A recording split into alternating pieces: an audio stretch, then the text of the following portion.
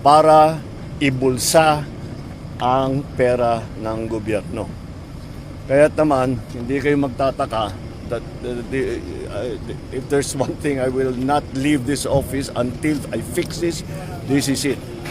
This is one of those. Good morning. I am here together with Mayor Benji Magalong to inspect some of these problematic again flood control projects. I think you can see for yourself na talagang hindi trinabaho ng mabuti ito dahil yung ginawang slope protection supposedly dito ay bumigay kaagad. Sinama pati yung slope protection na dapat na nandyan na hindi ginawa ay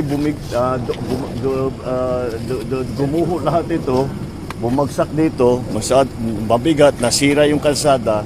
Ngayon, nakita ngayon namin yung erosion sa ilalim ng kalsada, which is the most important part, ay wala na-erode na dahil yung ginawa nilang protection wall ay ubod ng hina, ubod ng liit. At you will see it later. You can see it there sa ilalim ng tunnel.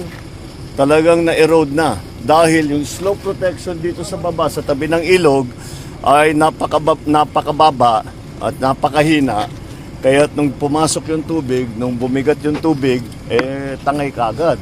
Kaya makita mo rito, tangay na itong lahat. This was all destroyed because of the landslide here, the rock slide here, and the erosion under the road. Now, the project that was supposed to take care of this cost us 260 million, more or less, 260 million. The 260 million that the government spent for this project had no effect whatsoever as to protect the slope. Parang walang ginawa.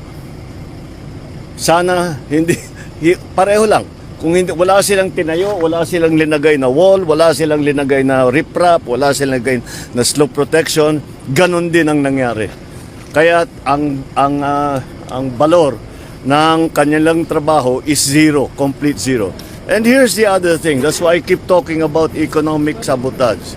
Ang feedback natin from the mayor and from the other, the mayor of Tuba is also here. Oh. Mayor Clarita.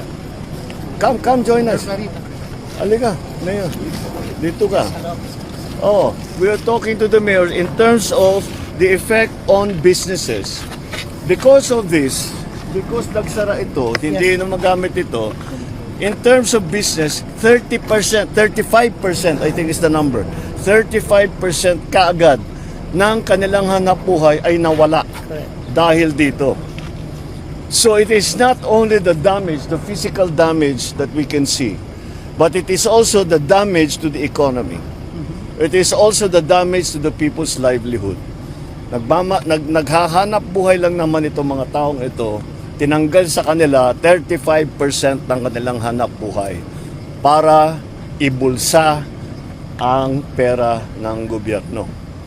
Kaya naman, hindi kayo magtataka that if there's one thing, I will not leave this office until I fix this. This is it. This is one of those things. So, very, very clear. Here we go again. Pang-ano na tayo? Pang-lima na yata nating inspeksyon ito. And it's always the same. Now we will go to the next site. Yun naman yung rock netting. Yung tinatawag na rock netting. Kung makita niyo may mga netting na dinalagay sa Unang-una, because napaka-notorious ng rock netting as corruption, pinagbawal na ang rock netting. So, pero ginawa pa rin. Pinagbawal na yan eh. Pero ginawa pa rin. Bukod pa doon, kilala ko ang supplier ng rock netting. Ang presyo ng rock netting is 3,200 pesos. Ang chinarge sa gobyerno is more than 12,000 pesos. So times 4. Times 4. So 75% ng kontrata kinikback. So, that's the situation we are facing. Kaya't malala ito. The other item that I have begun to learn from the LGUs, puti na lang nandyan yung LGU na nakabantay.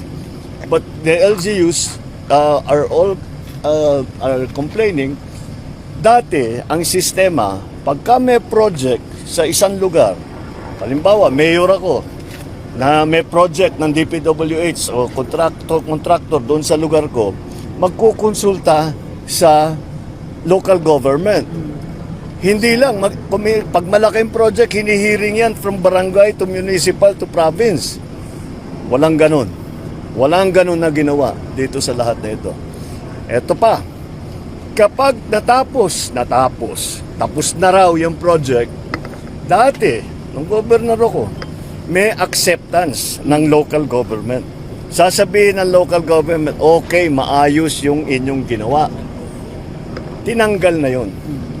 Kaya't hindi mag-inspeksyon sila pero wala na silang magawa.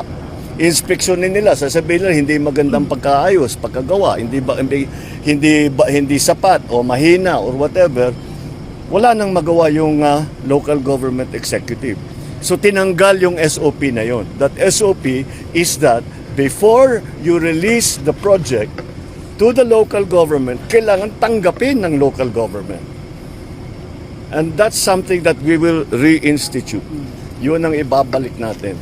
Because the local government, alam nyo naman ako, matagal ko na sinasabi, because of my experience as governor, ang local government, wala kaming ginawa, kundi araw-araw, tinitignan, ini-inspeksyon namin lahat yan. Hindi yung minsanan. Every single day, we walk around, go around, we hear reports from ordinary people, hindi yung mga opisyal, but ordinary people, and kaya na silang nakakaalam. That's why that acceptance is so important. And that's what we are going to reinstate. That's going to be one of the measures that we think. Bakit yun ang inintay namin. Oo, bakit nila tatanggalin? Wala na bypass. Oo, hindi pwede yun. Hindi pwede yun. Kasi kung hindi tanggap ng local government, maliwanag, may problema yan.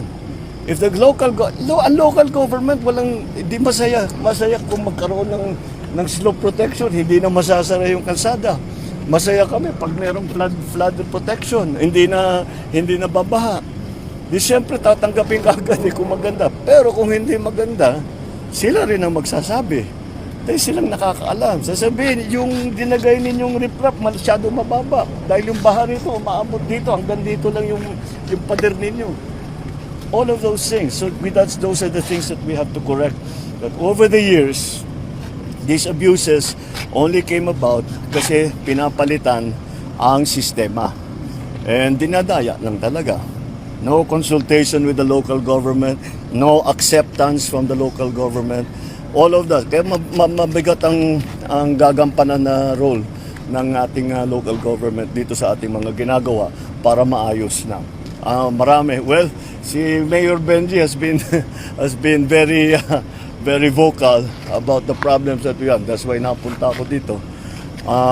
And the comments and the sumbong that have been arriving at our website has been very, very useful.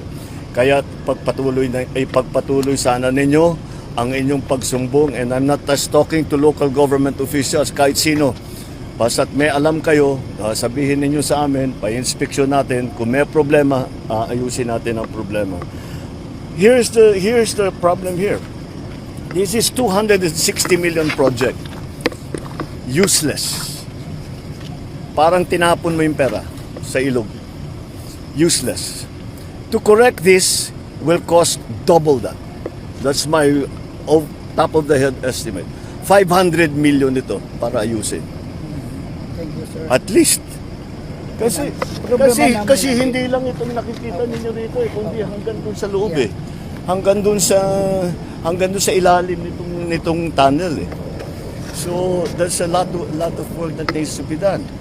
So how can you tell me that it's not economic sabotage? Kinuha mo yung 260 million, wala kaming nakitang effect dun sa kanyang ginawa na kontrata. Tapos para ayusin yung binigay ninyong problema sa amin, it will cost another 260 million, probably double 260 million, hanggang 500 million na yan. Kaya